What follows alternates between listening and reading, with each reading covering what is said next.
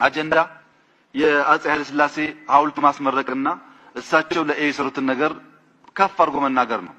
የእሳቸው ስራ የኢትዮጵያ ስራ ስለሆነ የእሳቸውን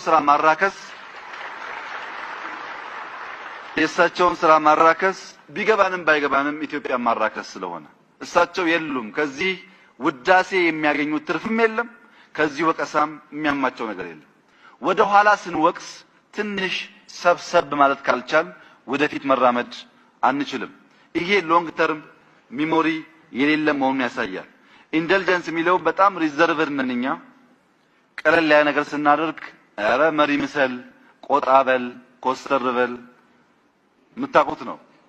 ይሄ ጉዳይ ከፍ ይላል። እንደምታዩት በንጉሱ ጊዜ የተማሪዎች ንቅናቄ ሲጀመርና ተማሪዎች ሲሰለፉና ሲጮሁ ንጉሱ ሪአክት ያደረጉበት መንገድና